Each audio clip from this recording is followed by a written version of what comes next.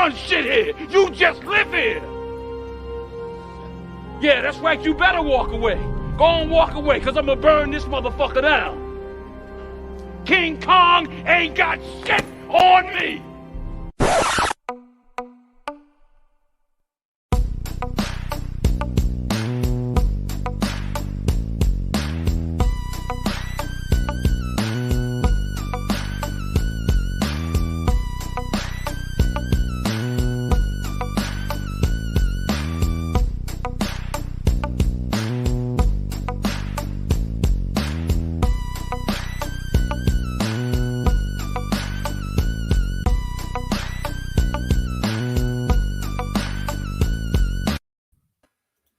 Hello, King everybody. Kong ain't got nothing on me.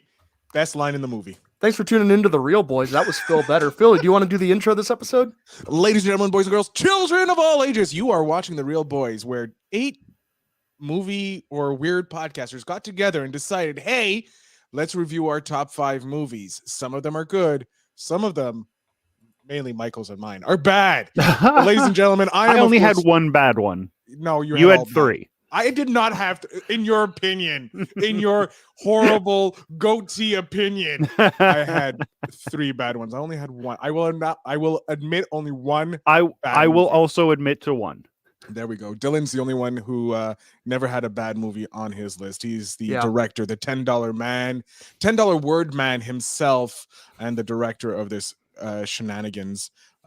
Guys, you are watching The Real Boys, a movie podcast that goes live every Monday and Friday, where we review crazy amounts of movies, because that's all we like to do. We like to watch movies because we're all cinephiles. Nick is following me from everywhere. I was just on Oops Caught Me Smoking. Nick was chatting away, and we had a fun time making fun of you, Mike.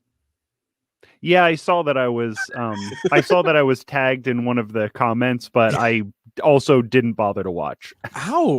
Ow, that hurt. That hurt. We actually talked highly of your podcast and how we want to help you grow. But no more, Mike. Like bitter enemy. I'm trying to give an olive branch, and this man just throws it back in my face, similar to how Denzel got a whole bunch of olive branches thrown in his face. Dylan, you're doing a terrible job of keeping this podcast on track. We're talking about movies. I don't know. This is just the intro banter. Wait, did anyone bring up that Timothy Chalamet is just fancy Edward Scissorhands? It's only a matter of time until he picks up a prequel role for Edward Scissorhands. Oh yeah, for sure. It's Nick, only a matter of time. He's already doing Wonka. Yeah, we already talked about Dune. If you missed it, that was your fault. Yeah, last Friday. Yeah. I enjoyed Dune. But anyways, moving on, because I don't want Michael to yell at me. We're reviewing every episode I expect Mike to yell at me for something, so I'm just trying to alleviate and minimize the amount of yelling I get done by him. We're watching DL Smokes, aka Dan the Man's number 2 film, Training Day, with Ethan Hawke and the incredible Denzel Washington, who won an Academy Award for this. The second African American to win an Academy Award for Best Actor in a leading role. The first was wait, no, I know him. He was huge. He had a movie called Guess Who's Coming to Dinner and a whole bunch of other classic movies. Damn it, why can't I remember his name? Guess Who's Coming to Dinner? That was no, it was a remake with Bernie Mac and Ashton Kutcher is the Bernie remake. Mac. That's who I was looking for. I knew it was one of the. I'm talking about it's older than that. Yeah, Way no, older. it was supposed to be a joke, but then I couldn't remember the name. You failed horribly, Michael. I get to yell at you, Michael, now. You failed, Mike. You failed. I was looking at his face. I was looking at his face going, what is this guy's name? And it was Bernie Mac. Bernie Mac was the first ever African American to win an Academy Award. We were just talking about wearing Sidney suits Poitier, and looking dapper with a bunch of like color schemes. Bernie Mac, he tried to bring that back, but he did, and I'm sorry, he succeeded in creating a minor. It was like during the Zoot suit, the Zoot suits, the 20s were coming back, and then everybody was like, no. God, no, we do not need. This is a lot of work to dress up like this. How did they do it back then? It is a lot of work. Yeah. As someone who went to a lot of ska shows in the 90s, I know that putting on a suit is a lot of work. The Zoot suit? Did you wear the Zoot suit? No, Zoot just suit, regular suit. And look who we have, our personal Zoot Suit Riot himself, Zach Wiseman. Special guest star this week, Zach Yeah, the Wiseman. special guest star. He looks so frazzled right now. Dude, I lost all of my stuff. I like tried to reorganize my entire like station, and I hang on a second. I don't know how to do anything right now. You don't know how to do anything anyways. Okay. So yeah, and then last night I was like, wait, where are my headphones? Wait, where's my microphone? And I literally lost everything. And then I turned my computer on. It's like, you got to get an update going. I'm like, no, It's okay. The last 5 minutes and 45 seconds have just been banter back and forth. So we're Yeah. Me and Mike fighting as per Yeah. usual, talking Oh, about cool. ska and Zoot Suits and that. Yeah. Yeah, I we're was just wondering talking why about the swing, yeah. What? Wait, the why swing am I revival and ska shows. Oh yeah, that was such a great part of the '90s. I'll tell you, like It was. It 'Cause really you're was. you're like, you know what? I needed like a second pair of overalls for no reason. The suspenders? And it's like, you know, my face looks thinner. I love how that It's just probably. stopped. I think It's- it's probably yeah. just video compression. And It really and is. just the way he trimmed his beard. I did trim my beard for a more thinning look. That's true. Yeah, no, I've definitely done that. It was No, an I didn't do accidental. It was accidental that you went too short, there, Zach? No, I have a job now, and like I walk around. So I think You have to look presentable, eh? No, I just think I'm just losing weight because I don't take breaks or anything. I just kind of keep moving. Let's not talk about the fingerless gloves. Let's not talk. There What are you were talking about? fingerless gloves. Whose There hand were. was that? It was his. We'll check the replay later, Mike. We'll check the replay later. It was padded. They were padded rollerblade gloves. Were you rollerblading before you came into the show? Listen, if anybody knows me, I hate gasoline. I don't. It's a terrible thing. So I go on straight up manpower, which is why I probably look thinner because I am blading everywhere, dude. Let's Just like me in the 90s. Seriously, it's like the movie Airborne. I went from the East Coast where I could surf all the time. Now I'm in Colorado, no water. The I'm East like, Coast. The East Coast can surf. Well, You can surf. Yeah, you could surf in the So Atlantic I'm Ocean. on the East There's some Coast and it's turf. really cold, so we do have a surfing spot in Montreal, but no, you're in Canada. It's Yeah. different there. no, we have surfing here. No, it's just Well, ice water up They there. use a Yeah, I'll slab say of ice instead of like a surfboard. Yeah, it's gliding on tiny icebergs. I think Yeah. is what you guys do. That's just called That's not surfing? snowboarding. No. def- Snowboarding is completely different. You have a mountain for that. We iceberg. We ice surf. Iceberg surfing. That's what we do. Wait, what are we talking about? What are We're we talking we're about supposed to be training talking day, about and Phil training is trying day. to get us going. I've been trying, but like we've been fucking derailed too much. Training still day. hosting? No, I'm not. I was just doing the intro. Go for it, pal. I'm not doing the. I have to leave like in like 20 minutes. I Listen, can't do I tried to host. I tried to sub-host last time. It was just me and you, and you gave me so much crap for talking too much. Hey, because you do talk too much. No, I feel dead air, which is what you're used to. I think. You can sum up this movie in less than 20 minutes. I Michael, take guarantee you. Michael's take taking over. over because Michael's going to be. perfect. No. Yeah, no, Mike, you can. No, sum up, because put him I up, have a put him at feeling. the top. He's I have a hosting, he gets the feeling top that spot. everybody else likes this movie besides Except me. you, Michael. Why do you hate this movie? I don't hate it. It's boring. It's got a bad script. Ethan Hawke trying to act next to Denzel Washington is ridiculous. He's out of his league there. And then as I'm watching the credits, written by David Ayer comes up, and I'm like, oh, that explains it. Yeah, David Ayer wrote this by himself specifically. Apparently, no one else is allowed to talk to David Ayer while he was writing this, and he could only speak to executives. They wanted to make sure it was one person's fingerprint only, and and you could tell it was David Ayer's fingerprint.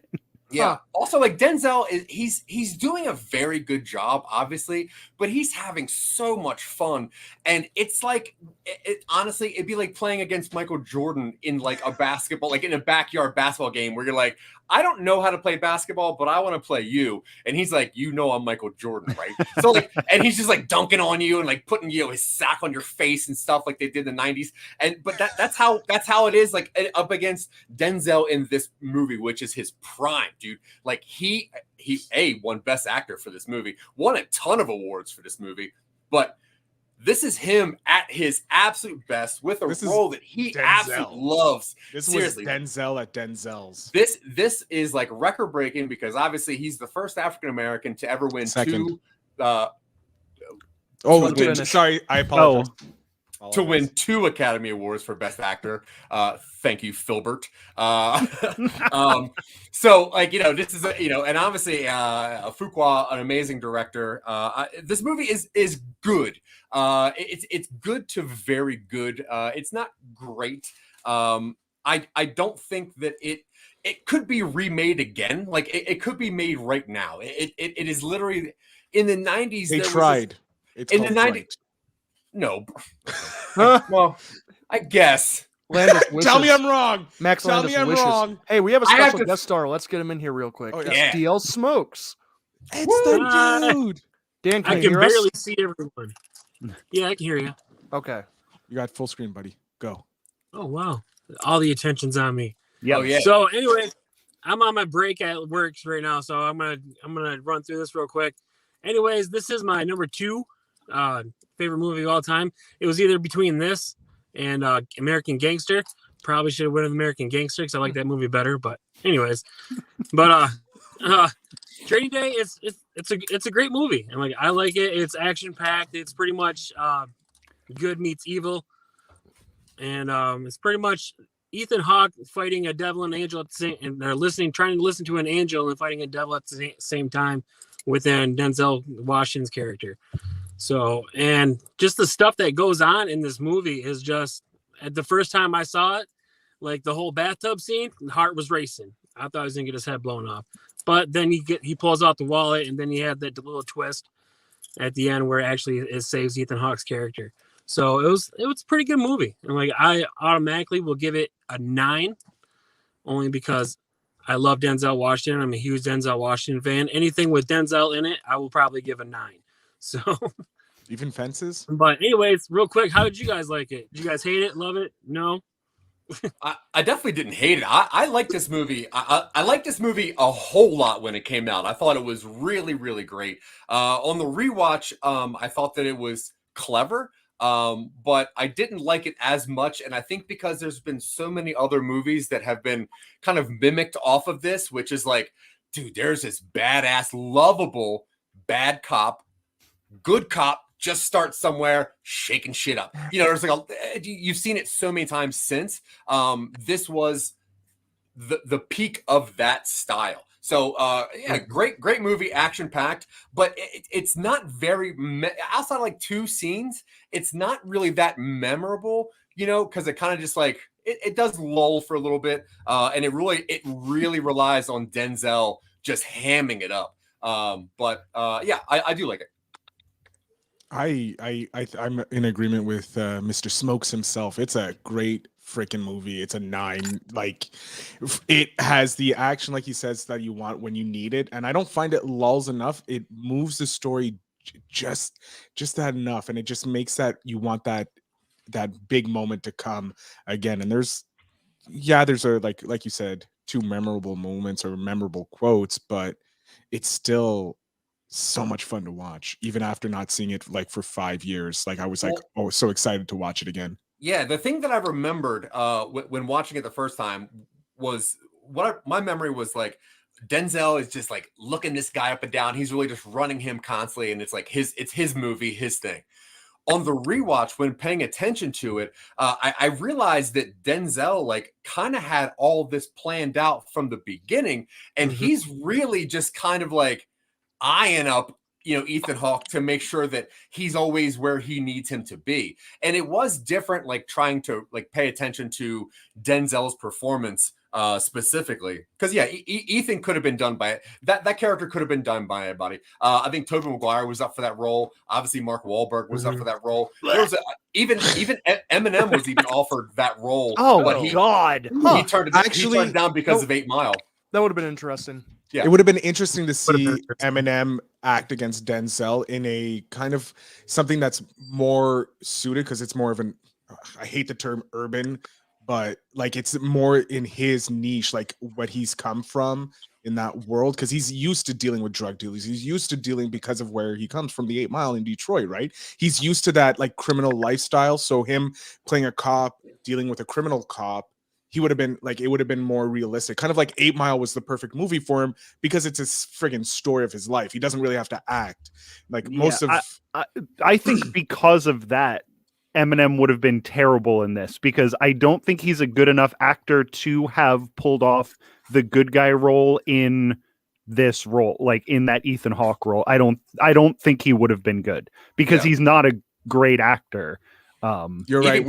You couldn't erase him. Like when you look at the movie, it's not Ethan Hawke playing; it's a character. Whereas when you bring someone like Eminem in, one, he's not known as an actor; he's more of a celebrity in the music industry. So it's Eminem playing a character. It's not, it's that character being presented. So yeah, I can see what you got there, Mr. And Coakley. even like Christian Bale was offered this role and turned it down. He just thought the role was a bit lackluster.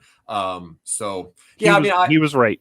Yeah. To be fair, yeah, Ethan Hawke's character is only redemption. Like the biggest part is near the end of the movie, like the third act, pretty much, where the first 2 acts are just Denzel. Like it's Denzel to 20. Denzel is the only reason that I didn't absolutely hate this movie. He is I love at least the there's way one. At least there's one aspect of this movie he found that he liked. It's just this movie did make me realize one thing about this podcast, though, is that we desperately need some women on this panel because this is the broiest bunch of movies. Well, yeah, dude, 90s David Ayer. You can't get more bro than that. Well, hold on. The title of this thing is The Real Boys. So if we add the girls, we're going to have to change the title. We can't change the title now, Mike. I mean, I've actually thought of changing the name to like Mr. Smokes. I have a question for you. What is your favorite scene of this movie? Oh, it's the bathtub scene where he almost gets his head blown off in the bathtub. Yeah, and then it all comes full circle, and then you just see the look, the demeanor on his face. We're just like, I'm gonna kill this motherfucker. Yeah, and he goes out and tries to find him. So yeah. If it's okay with everyone, I uploaded a quick clip of my favorite scene. Oh god! Here we go. Oh yeah, I'm gonna play it for you. If that's are you ready, Dylan, for another email? Yeah, right. If I was a dealer, you'd be dead by now, motherfucker. You turn shit down on the street, and the chief brings your wife a crisply folded flag. What the fuck is wrong with you? Talking about, you know what? I don't want you in my unit. I don't want you in my division. Get the fuck out of my car. Go back to the valley, rookie. Poop butt ass. Okay, now he calls him a poop butt ass. You picked poop butt ass. Yep. You picked the absolute, like, I think that encapsulates the problem with this movie is Denzel being great in that scene and Ethan Hawke looking like he has nothing to do with this movie. Like he has that Mark Wahlberg confused look on his face and he's not doing anything. It's like Denzel being great, Ethan Hawke being dull as dirt, and that's the whole movie. Like he was on when you get a movie that's based on on people's performance, because I don't know what action movie you guys are watching. There's barely any action in this movie. There's some when it needs to be, but it's not an action movie. Right. So we're just mostly looking at two people talking to each other, and it's Denzel being great talking to a brick fucking wall in Ethan Hawke, and it's annoying. I have questions for Michael, if I may. Yeah. Michael, what is your opinion of Ethan Hawke as an actor overall? He plays a boring white guy all the time. Like he always plays, he's like the guy, he's like the male Kristen Stewart. He just plays these dead-eyed characters that you. Well, there goes like, our chance of ever having Ethan Hawke on this podcast. So thank you, Mike, for that. I'll take, like, if Ethan Hawke wants to come in and defend himself against some highly doubt schlubby dork like myself. Wow. Yeah, there goes Denzel as well. Thank you so much. I know he's a big fan of the show, so we'll have him on next week. All I said about Denzel is that he's great in this, and he's like but the you're only good attacking thing one about of this movie. his friends. You're attacking one of his friends. Well, Ethan Hawke is not a good actor. Sorry. He's been enacting a lot longer than any one of us. So the thing is, he is a good actor, but he plays the role of someone that is not supposed to stand out. And that's a weird thing because in Gattaca, he plays the same role, and he's great in Gattaca, but every role that he's in, somebody else could have done it, and it would have been fine. Especially in this movie, up against Denzel, who is just a straight up powerhouse. My God, Nick is actually agreeing with Mike. Fuck! Yeah. Did the Earth stop spinning? Yeah, I don't hate Ethan Hawke, and I don't hate Kristen Stewart either. I think she's good in stuff. She's fine. But in this, DL Smokes. Bye, DL. Oh, say bye, Dan. I'm back. Sorry, the lights went out. Yeah, I know you got roll. Do your thing. All right, yeah. Training Day, great movie. Loud ass car behind me, but Training Day, great movie. Go watch it if you haven't seen it already, and if you've seen it a million times, go see it another million times. It's a great movie. I loved it. Like I said, I gave it a 9. Oops, Caught Me Smoking every Saturday night, 9 p.m. EST. Real Boys every Monday night, 8 p.m. EST. Every other Friday, 9 p.m. EST, and Bet That with Dan and Jerry every Thursday at 9. I'm out. I gotta go. I'm getting yelled at. Bye, Dan. Bye, Dan. Bye. Bet that. Are you guys gonna start making thousands of podcasts for him now that he has No. Just me? He only has 2 shows. No, he's cool. So he does his thing. I'm not talking anymore. Yeah, I'm done. Cool. Play me out. I'm out. Actually, no, I do have to go. I have some stuff from All right, Phil, give us your outro. Ladies and gentlemen, thank you so much for listening to my rambling ass talk about a movie that Michael despises because Michael hates all movies. I am, of course, Phil Better, the podcast mogul. I host a multitude of podcasts, and I'm pretty sure Zach and the goatee will decide on which one I'm doing today. But I'm doing a new project on my in my podcast group, going from $0 to $1,000 using affiliate marketing and podcasting. If you're interested in that, visit growthgroup.com or something like that. I don't know. Ladies and gentlemen, I'm Phil Better. Goodbye. Bye, Phil. The marketing genius who doesn't know the name of his own group. Phil is starting a Ponzi scheme. I tell you, that guy, when you have enough emails, you can do literally anything. He's like, listen, I can make $10 into 10 Canadian dollars real fast, guys. Real fast. That is pretty good. And I'm not sure. That's like 1073. See, think about that. What else? What else are we going to talk about in this movie? I mean, do you want to go over the movie? Sure, go for it. I mean, we may as well, because I would like for somebody to make a little bit more sense out of this movie, because it's very simple, but a lot of stuff happens where I was like, I don't know that they're focusing in on the right thing during this scene. Yeah. There was stuff that was happening where I was like, I don't know. I'm trying to think of like I said, I didn't hate this movie. I don't have as high of an opinion about it as most people do. And I feel like Denzel's character, which was a real person, starting at 100 and not building up, like as soon as you meet him, he's already acting like, you know, that this is going to be the bad guy of this movie. Yeah. I feel like a little bit more of a build up to that would have been but more. This is Ethan Hawke's training day. Yeah, I know. It's one day. Yeah. One day. That's why they call it that. One day in the life of a rookie. So you got to see it from this person's point of view, who this was based on a true story, you know. So Denzel had a character to actually portray who was a real piece of shit. Now that, you know, so the movie actually is really well focused, I'll say. Now, there is, in my opinion, it does lull a bit, and I think that it needs to lull because Ethan Hawke is going through a lot of stuff on his first day, and B, it is also the day that Denzel is the demise of taking over. And the thing about him is he's not just a bad cop. He's a bad cop that has gotten away with everything for so long that he knows that he's just right in all of his bad decisions. So it's interesting watching him. When you see him at first, you don't he doesn't even look like a cop because he's got all the jewelry on, wearing black leather, and he is just dominating every single conversation because he has this whole day set up.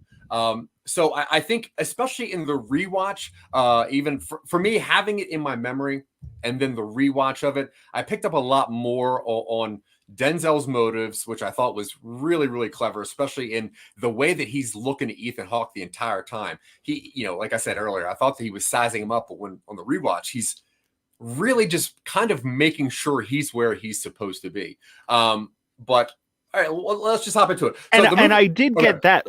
This was the first time that I watched this movie. Yeah. And I did get that. I didn't think he was sizing Ethan Hawke up at all. I knew that he was as soon as this guy shows me signs of not being completely on board with this fucked up shit that we're doing, I'm cutting him off. But then he also gives him a bunch of chances to cut him off, and he just doesn't. But Denzel needs Ethan Hawke, though. That's the thing. He needs him for this whole thing because he was supposed to be murdered at the end by what's his face, by the friend. Yeah. And that's what that phone call was about when he's clean the bathtub, because he wanted Smiley to murder Ethan Hawke in the bathtub, But if you want to run through the quick notes, did we introduce the movie at all? Sorry, I was a little bit late in the beginning. Yeah, we covered it up, where it's pretty much it's all right, cool. The fourth day on the force for Ethan Hawke with Denzel, and things go badly. Yeah, so it's the first day of his new assignment in undercover narcotics officer in the grittiest part of LA. And the head of the unit is Alonzo Harris, who has 4 other men working for him. And today will be the day, the ride-along day with Alonzo, so he can show him the streets and see how young Jake performs under pressure. Jake meets Alonzo at a small coffee shop where Jake finds out quickly that Alonzo is a tough-talking, no-nonsense maverick narcotics officer. And I think that seems cool. It's a really good setup for who Denzel is as a character. And right away, you can see Ethan Hawke, he looks disheveled, which means he probably put a lot of thought into how that look was to be a narcotics officer on the street, to be undercover with Denzel. So I think that was a pretty cool scene, and I got no problem with it. I think that was the most effective scene in the movie. When I disagree. When I was watching it, I was like, oh, okay, this is what this movie is. I'm in. I was into it at that point. And yeah, I thought this was good. And Denzel, again, I think this will be the last time I say it because really it doesn't need to be repeated again, but is so good in this movie. Oh, he's phenomenal. Yeah, he is. There's not many movies that I would rewatch just for one actor's performance. And this is the movie that I would watch for Denzel. He has more interesting movies and he has better movies, but this movie, watching him just own everything about this character, about the wardrobe, the car, everything about him in this movie is perfect. And it's crazy because he was 8th picked for this role behind a bunch of white dudes, which I don't think would have worked as well.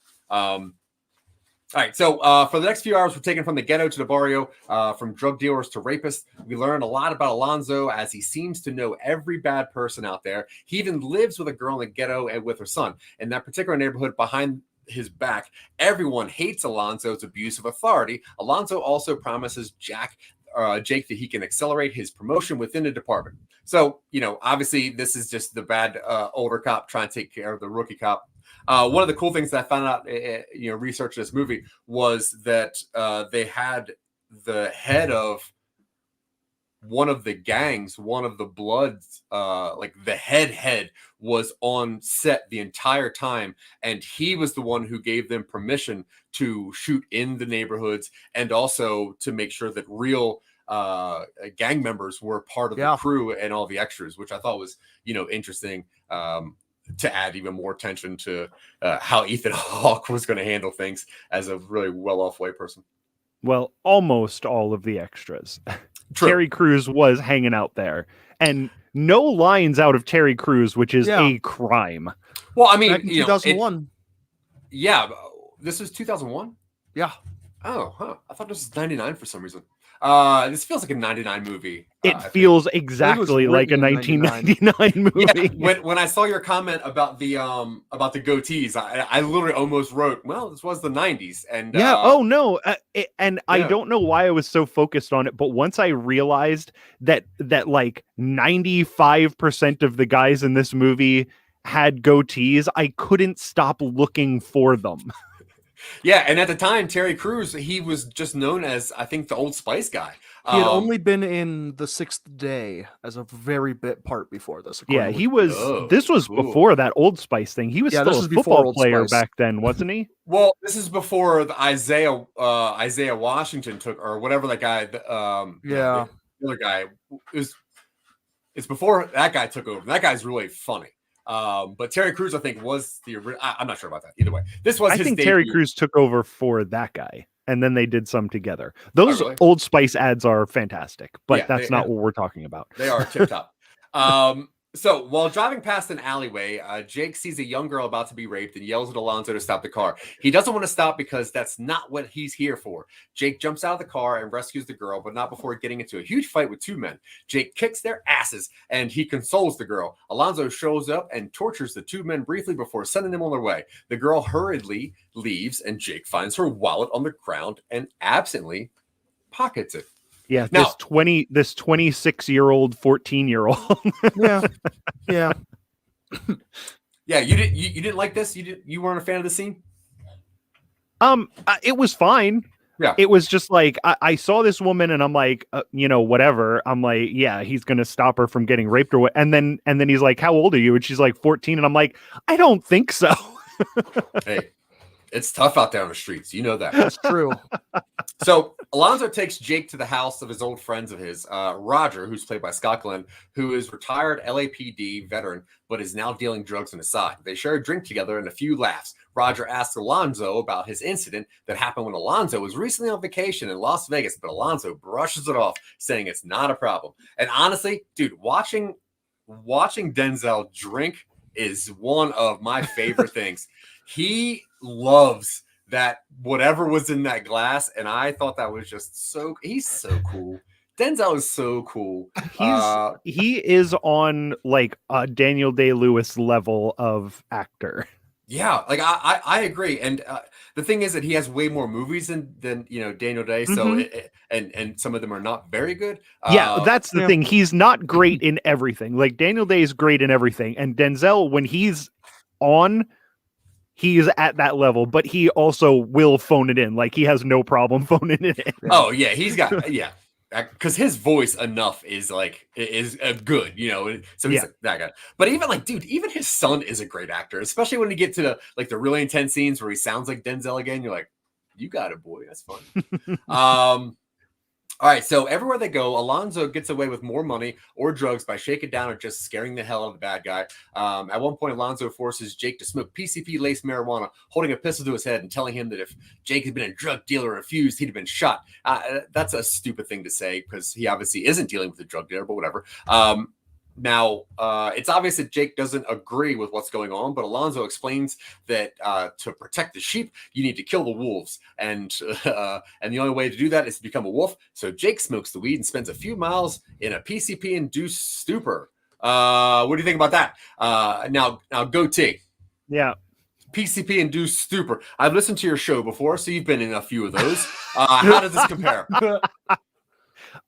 He looked like he was sleepy. He probably should have done more research on at least what people on PCP look like, because he just looked like he hadn't slept in 20 hours. Like it was great. It was PCP laced dank shit from what Wikipedia says. So It was bad. It was bad Mexican weed, is what they say in the movie, right? I know. I was kidding. Yeah. Okay. Yeah, it with was the brick- stems and the brick weed or seeds, and they whatever. spend a really long time on what kind of weed it is. Now that Nick Malati, he brings up a really good point. It would take a little bit longer than a few miles for PCP to wear off. Yeah. Now, Nick Malati, if you're still in the chats, will you tell us exactly how many miles it would take a PCP laced spliff to wear off? Pretty please. Okay, so they go to this lunch meeting with some big time LA judges, but about all we can make out is that they aren't exactly the most law abiding officials. So they also asked Jake about Las Vegas, and Alonzo reacts much the same way he did with Roger. He seems unconcerned. He asked the judges for a search warrant, which they grant him. Now, honestly, that scene, whatever. I do not care about that. I actually forgot about that completely, and whatever. Is Dylan, that okay? So I'm sorry, but when he went in, because they did like a drug dealer in jail, and we have to go to this woman, like his house.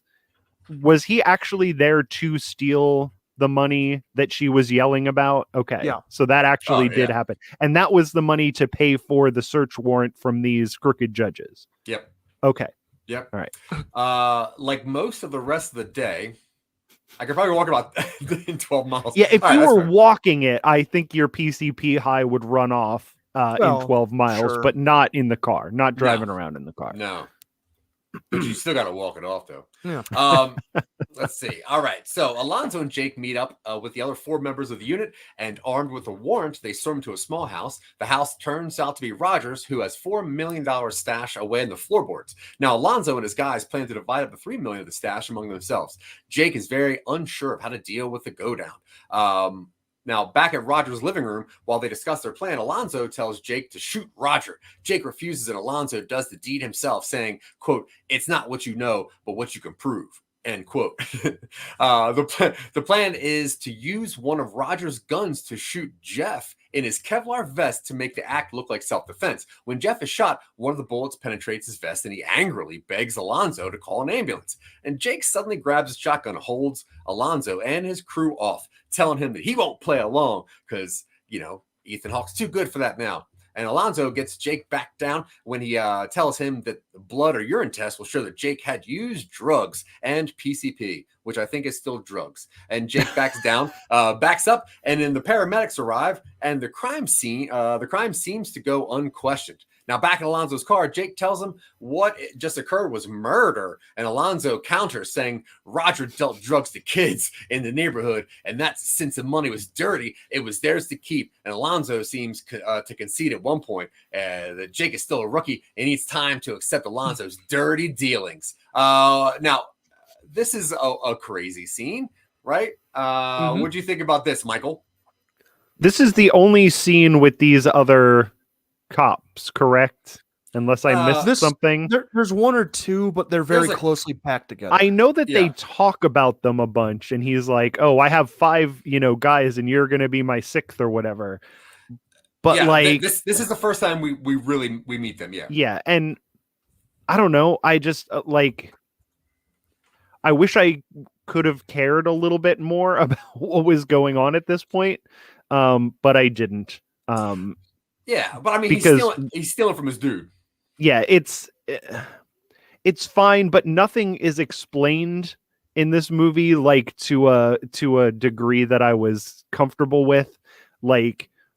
I never got explanations of why exactly we were doing this stuff. There was no build up to anything. It just happened, and then the next thing happened, and then the next thing happened.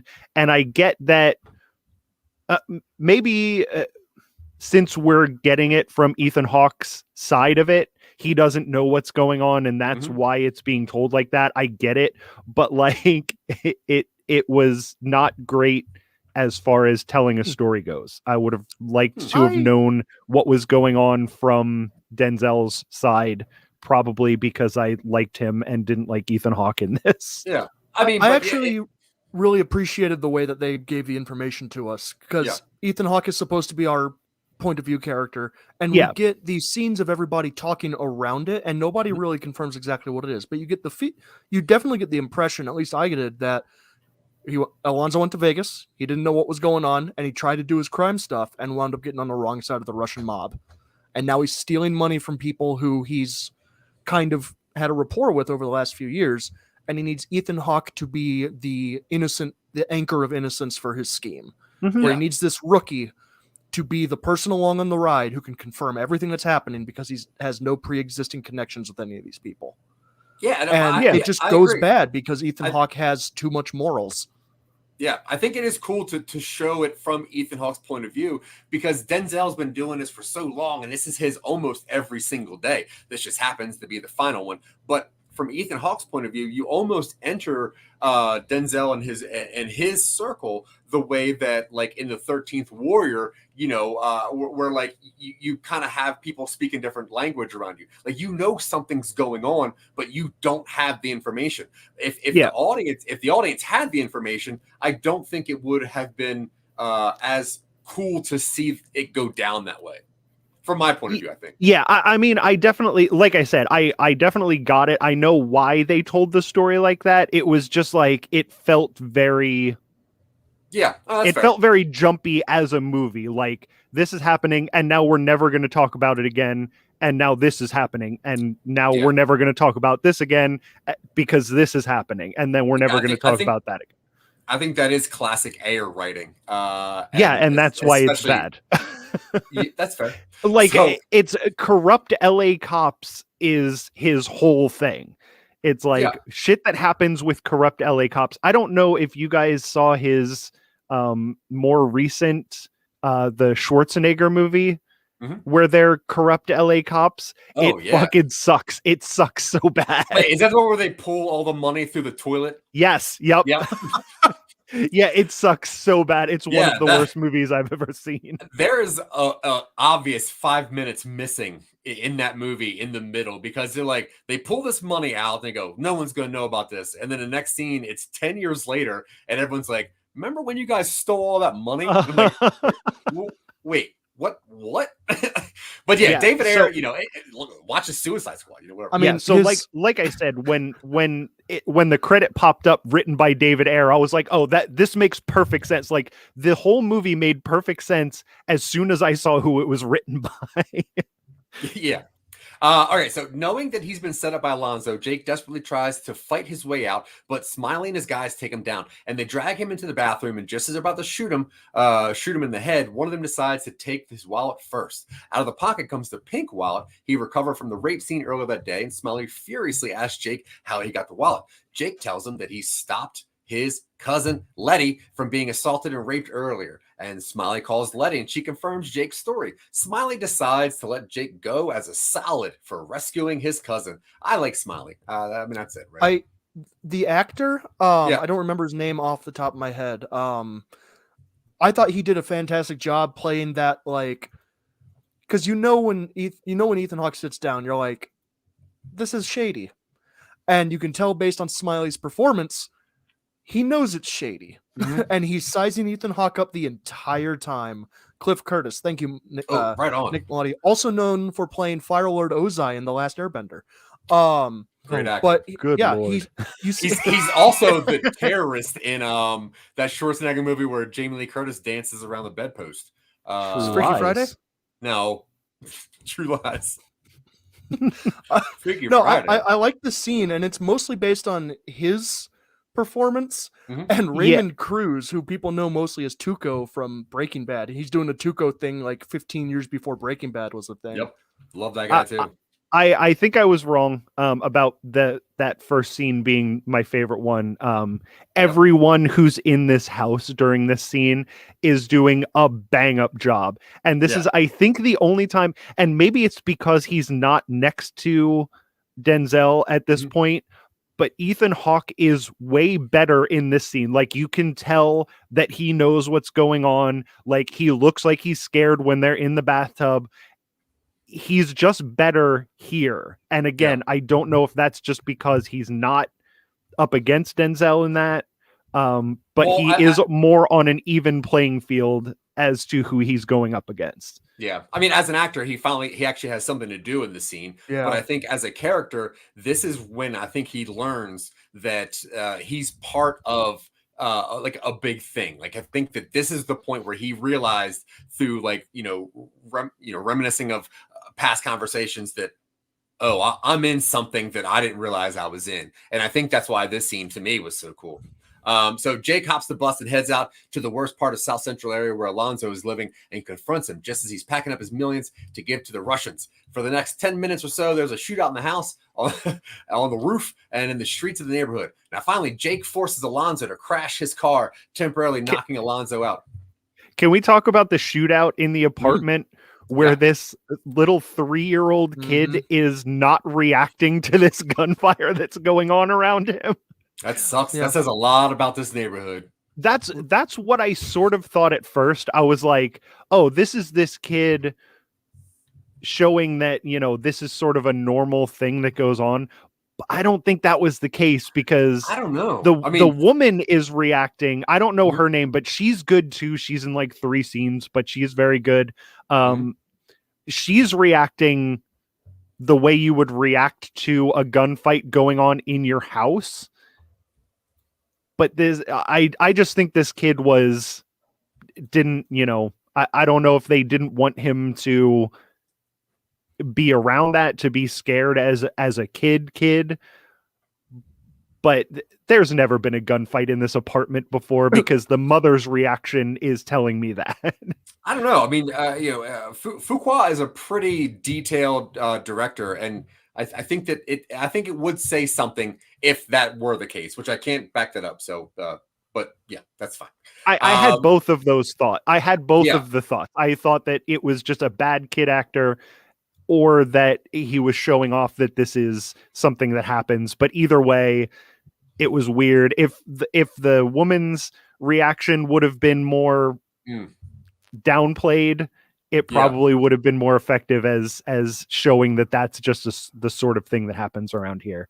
But the difference, again, it was all a difference of levels of things. Just like Ethan Hawke to Denzel, the kid's reaction to the mother's reaction just sort of showed off that we weren't getting the same performances out of people. Yeah. And that's all I had to say about that. It was just funny to watch a kid not react to a gunfight going on in his house right next to his head. The kid, just hanging out. The kid's doing his thing. Yeah. Kids being kids. So Jake drags Alonzo from the car and holds him at gunpoint. And when he recovers, he and Jake face each other in the street with all the gang members surrounding them. Alonzo offers to make whomever shoots Jake a very rich man, but the gang members, tired of Alonzo's ego and control of them, refuse. Jake walks off with the money, leaving a shouting Alonzo to whatever fate awaits him. Alonzo now I gotta say, this is such a cool scene. Now, obviously this is a movie scene, and with like the whole community, but there's something just so powerful about this scene and how Denzel is so, you can see that he's starting to get a little scared, and you can see that he's obviously losing control. And I love his acting in here, because he's even like, you're going to go to prison and you're going to have shoe duty, and you know who I am. And obviously like the King Kong's got nothing on me line is so just perfect and improv, which is cool. But just, it just came from like his chest, and he is such a good actor. And Mike, you got to stop saying that. Now Alonzo gets into his car and drives towards the airport, and his car is forced to a stop by several vans, and out jumps the armed Russians, who kill him in a hail of gunfire. Once again, I'm going to ask to go back to that scene in the neighborhood where Denzel is outside of his car yelling at Ethan Hawke while he's walking away. And yes, it great acting, and exactly what you said. You could tell that he was getting scared, and that he knew that he was about to, face the consequences of years of doing what he's been doing. And you could see that on his face. But the fact that it's Denzel and his like neighborhood turning against him for this white guy gave me like a white savior thing that I just wasn't quite comfortable with. Yeah, I mean, I guess sure. So. I mean, I don't know if Ethan Hawke technically saved the day, but yeah, I can get that. I really can't fight that one. And that's fair. I was thinking, I don't know why I do this, but I'm always like, you know who would be good in this is this person, and then I can't get it out of my head, and then like it makes me dislike the person that I'm looking at more. So for some reason I had the thought, man, it would be cool if Wesley Snipes was the Ethan Hawke character. And I was like, and then the more I thought about it, the more I'm like, God, I hate Ethan Hawke so much in this movie. And it's just because he wasn't Wesley Snipes, and there's no Bruce Campbell, obviously. Bruce Campbell would have been interesting. I don't think it would have worked as well with Bruce Campbell. He takes up too much scene. He takes up too much space. Yeah, his chin just takes up too much camera space. Nick Malati always thinks everything would be better with Bruce Campbell, and he's right. Bruce Campbell could have played that Terry Crews role. That's true. You wouldn't? Would you want Bruce Campbell to be in a movie and not talk? No, I mean obviously not, but I also don't want Terry Crews in a movie where he doesn't talk. Yeah, he was so much more like my daughter only knows. That's true. I believe Bruce Campbell knows what PCP is like. Yeah, I think like 100%. I just watched Evil Dead 2 again not that long ago. And yeah, he definitely would have been better in that PCP scene than. Yeah, that's fair. I think anybody would have been better in that scene. I was really hoping for something cool out of that scene on the rewatch, and I was really let down. Yeah, it was nothing. And I think that for some reason, after Denzel dies, I thought this movie should have ended. But when Jake arrives home, we hear newscasts describing the killing of a highly decorated narcotics officer who was gunned down while investigating drug trafficking at the airport. Yeah, it's a good movie. Now, the original script, Alonzo wasn't supposed to. He was supposed to survive, and apparently Denzel was like, "Look, I'm not having that. Like, this guy has to die." Which is, I guess, cool that Denzel's like, nah, change it. Yeah, and then David Ayer went on a 20-minute long tirade on YouTube about how his original vision got changed and how. Yeah. No, I'm just kidding. That's just something that David Ayer would do. Yeah, 100%. And then Todd Phillips is like, I heard you, bro. I heard you, bro. Yeah, man. All right, so I have a little quiz lined up for you guys. Oh boy, this movie, if that's okay. So this is on funtrivia.com. There is 10 questions about Training Day, and let's see if you guys remember this movie as well as funtrivia.com does. So number one, at the start of the movie, what time does Jake's alarm go off? Is it 4 a.m., 7 a.m., 6 a.m., or 5 a.m.? I know the answer. 4? 5 a.m. I'm going to go with 5 a.m. Now, I don't know if that's right or not, actually. We'll find out later. We're going to go with 5, though. Number 2. Now, when Alonzo... where does Alonzo want Jake to meet him at when he calls? The coffee shop? He doesn't know Alonzo tells him when he'll pick him up. Alonzo's office. And outside of the donut shop. Chuck E. Cheese. Not an answer. You know that. Oh, trick question. Nope. Donut shop? Dylan, do you agree? Donut shop? Yeah, sure. I mean, they are cops. They are cops. That's true. Number 3. Where is Alonzo's office located? Is it at the station, at the coffee shop, at Alonzo's house, or his car? Gentlemen? It's his car. Car? Good answer. Number 4. Thrilling. Finish. We'll get there. Trust me. Finish the quote. Alonzo says, "Why do you want to be a narc?" And Jake says, "To make you poo butt ass." Yeah. Yeah. Or is it chief, deputy, sheriff, or detective? Detective. That one I know. That one I know is right. Dylan disagrees. Number 5. Where does Alonzo usually keep his police badge? Around his neck, in his pocket, in his sock, or in his wallet? Wallet? Is that a Pokemon? It's in the sock he keeps around his neck. I'm from Delaware. Number 6. What is Jake's last name? Is it Hutt, Hoyt, Hill, or Hoyle? Peralta. Hoyle. He made it. He made it Thank to you. detective. Doesn't make any sense in this setting here. Number 7. Who is the famous rapper? What? Snoop Doggy Dogg. Hell yeah, son. Nice. I Number was 8. so excited to see him in this movie. He was Eminem. cool. Dre was also cool. 8. How old was the girl with the 2 crackheads tried to rape? 14. 14. Love it. She was 26, but she was playing 14. It's fair. Number 9. Who was Alonzo in debt for $1 million to? The Italians, the Russians, the police, or the bank? Epic Games, because he bought too much stuff on Fortnite. Dude, Dylan is at 100% right now. Now, 10. What happens to Alonzo at the end of the movie? He gets away, flies an airplane, and goes to prison, and is shot to death. He flies in an airplane over the Nevada desert with Nicolas Cage and Dave Chappelle's there, and Steve Buscemi is there, and who else is there? It's Con Air. It's Con Air.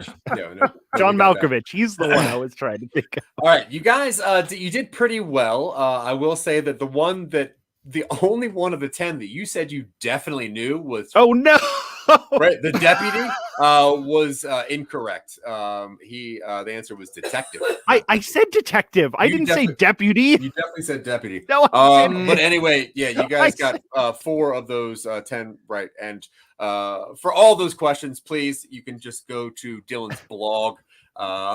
Yes, and he'll get to that very soon. But okay, let's get to reels and final thoughts of this movie. Like I said, for me, I think that this, although I thought it was a 99 movie, which says a lot about what this. Okay, cool, it works. All right, I'm into that. That's why I'm growing my hair out, because I want to be able to do that. You want to get off a prison bus in the wind of Arizona? Yeah. I'm also bald at the top. See, unlike Dylan, I'm like balding at the top, like Nick Cage is there. So yeah, that's exactly the look I'm going for. Yeah. Also, unlike Dylan and unlike Goat Tea, I don't have any hair. So that's why I wear a hat. But yeah, I think this movie's fine. It's just aggressively fine. I think that it's done better later, like in the show The Shield. Even there was a spin-off show called Training Day that had Bill Paxton in it, but unfortunately, due to his passing, they didn't have a second season of that. That was also written by David Ayer. Yeah, well, obviously. And there is talks of a prequel movie about what Denzel's character was up to right before this day. I don't care about that really. Honestly, unless Denzel's in it, or his son. He won't be. Orientation day. It's just him watching training videos. Yeah, hazing day of Denzel. Yeah, I'm gonna say this movie's a solid 7. Like, there's really nothing wrong with it. It's not too long. Well acted. I think that there's enough in it that it is entertaining on the rewatch. And Denzel is an absolute just sparkle of a human being. And I think that if you rate this movie less than 6 because of Denzel, you are an absolute scumbag. So I'm going to say 7 out of 10 reels for me. And yeah, if you want to see me or hear me, check out Anything Some Nobodies Does. Most important things are things that Dylan writes, such as Silicon Angels. Please check that out. We're desperately working hard on season 2 of that. We're going to take this month off because Dylan is writing something very cool, and we're not going to talk about that. But yeah, check out Silicon Angels. That's it. Next. I'll go. Me? No, Michael, you said it.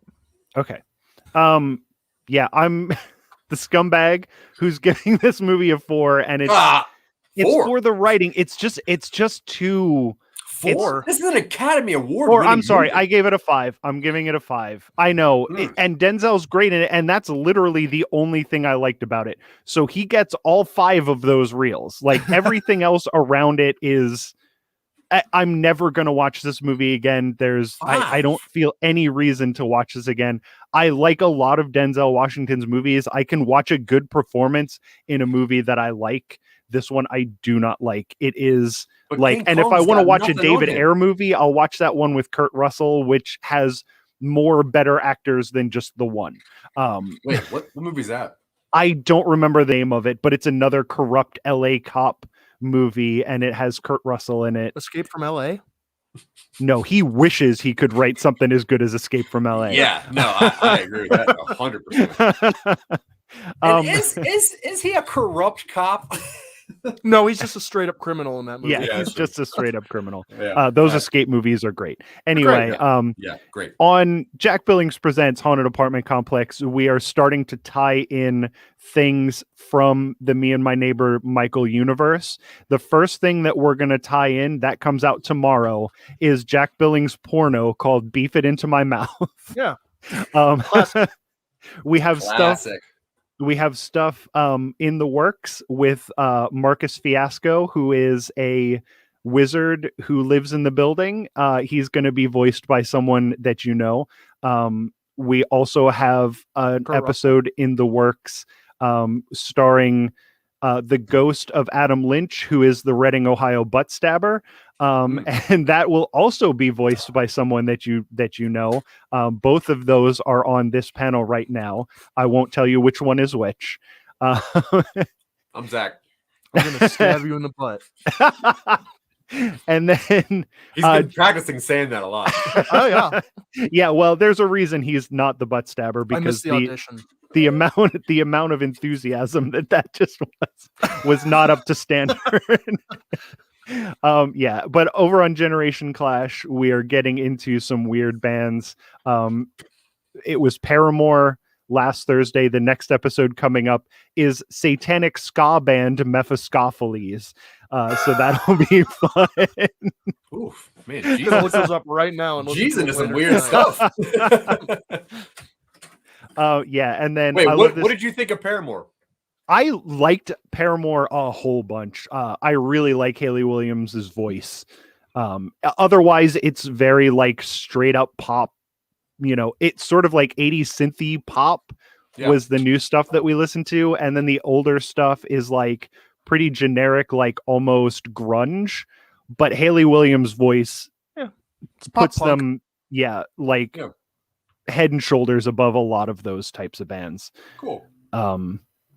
Yeah. So yeah, that, and then I Love This Terrible Game, we're also getting weird ideas for that. We're going to start doing episodes where somebody who's never played a game series is going to tell a person whose favorite game series how that series goes. The person who doesn't know what it is and never played the games is going to tell the lore to the person who loves that game series. So it's going to be... They got to make it up? Yeah, we're going to make it up. It's going to be sort of like a No Time to Binge type thing, but with video game lore. Love it. No Love time to play. Yeah, so we have... There's nothing I do besides the Real Boys that isn't, crazy and original in some form. Otherwise... Yeah, so check out all of those. Follow me on Twitter, my neighbor MICH1, and I post all my stuff there. Hell yeah. Cool. And I'm Dylan. I'm also doing some Nobody stuff with Zach. You can find stuff I write for it at What He Said, Silicon Angels, CYOP Appeal, where I wrote this sprawling thing that Zach organized and got everything figured out. Go check it out. It's a Create Your Own Adventure podcast. It's very good. It's very cool. You can get eaten by a bear in it. Yeah. You can travel through time in it. I think you fall out of an airplane in one, or am I thinking of something different? I'm not going to spoil that. I haven't looked recently. There's like one hidden episode in there, and I was wondering if anybody like happened to find that one. Yeah.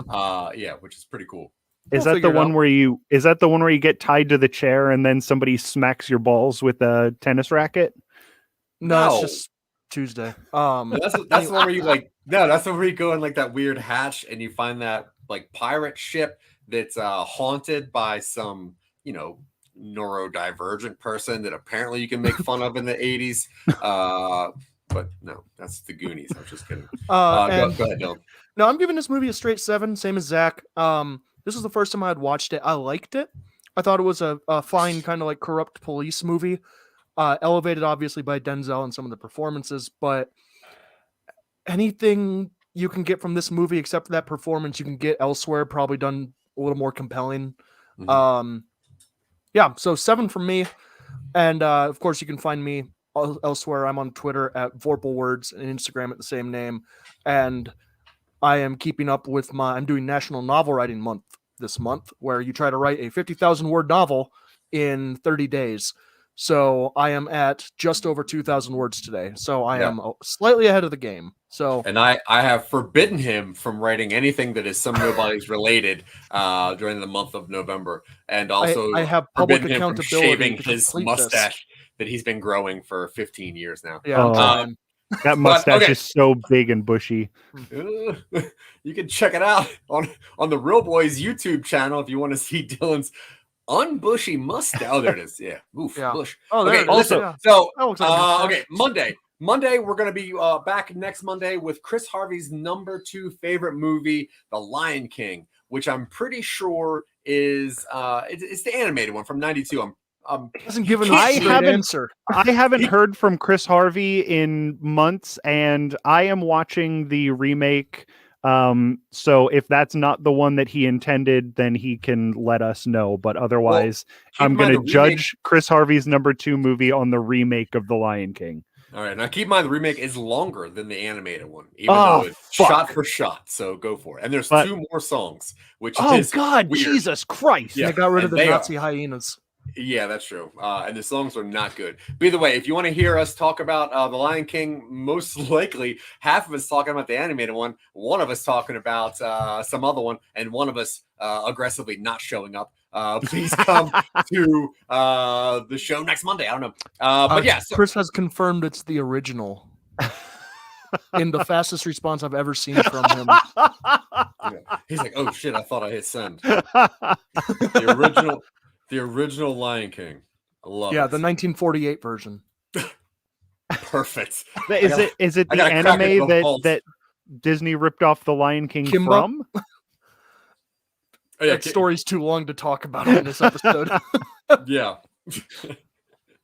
Anyway, yeah, you can check that out Monday. And then we have doing Rubber next Friday. Rubber will be the next Friday, special edition. So and I wish that the Real Boys would show up for this Friday one, because I would like to hear everyone's opinions on what I think is an absolute masterpiece of a movie, which is one of the weirdest things I've ever seen. If you're going to show up for an episode, Rubber is the episode to show up for. Yeah, and the thing is, like, if you hear what that's about, you're like, what? But trust me. It sounds really stupid, but it's not about what the descriptions say it's about. No, it is an absolute masterpiece, and I would love to hear DL Smokes what he thinks about it on his podcast, such as Oops Caught Me Smoking and Bet That with his friend Jarian Smith, who what? Are we not doing that? He already did his plugs. Well, I was just gonna do everybody's at the end. Okay. But it was a tie together because they're doing a show together. Bet that. Bet that. Bet that. Anywho, Jerry Smith, Cloud Chronicles, and Bet That, which is easily my favorite title for a show that I will not know anything about because it's sports and whatever. You can also find Chris Harvey at random bonanzas, waiting in line for fresh biscuits while giving people jokes at the Atlanta area. You can find Justin Wallace on Animation Anime. Dude,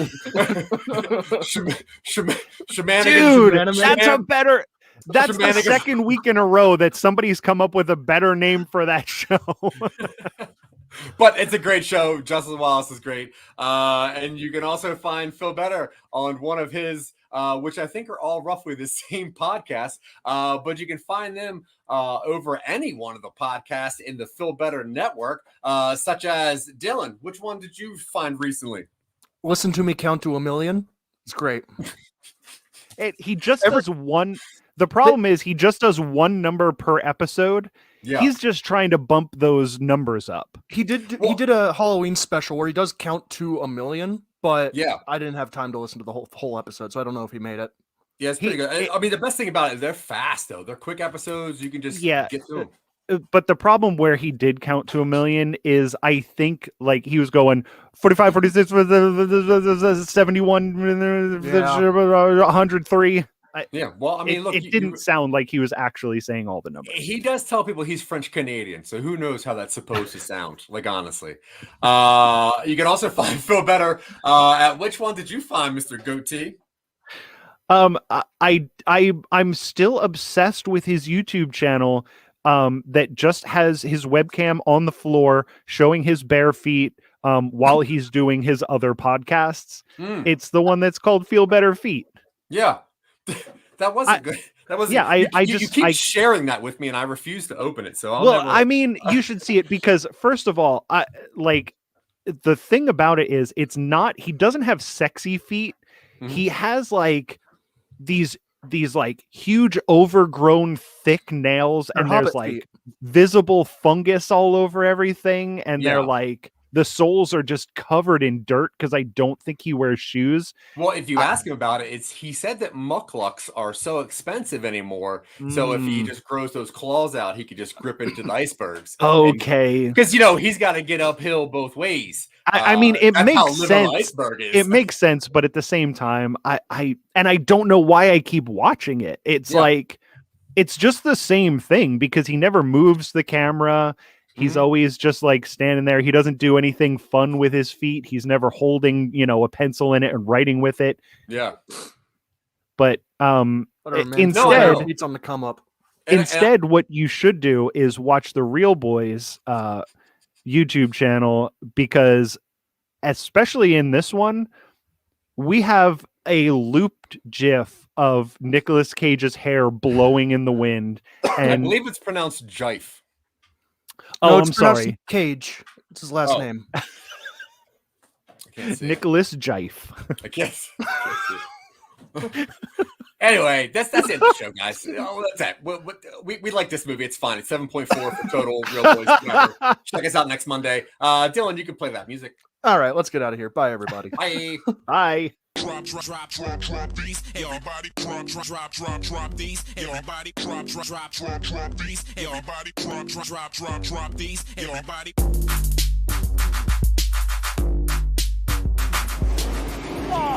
He wants to go off road.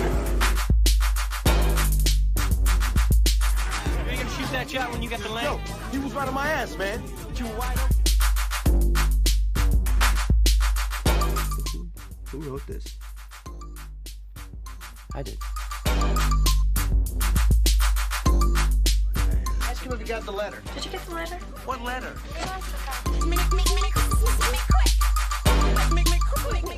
What's up, man? About to catch a fade, huh?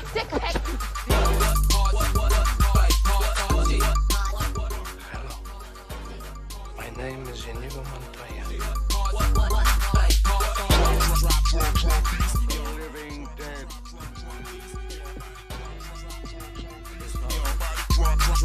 Drop these. Everybody. Let the hate flow through you.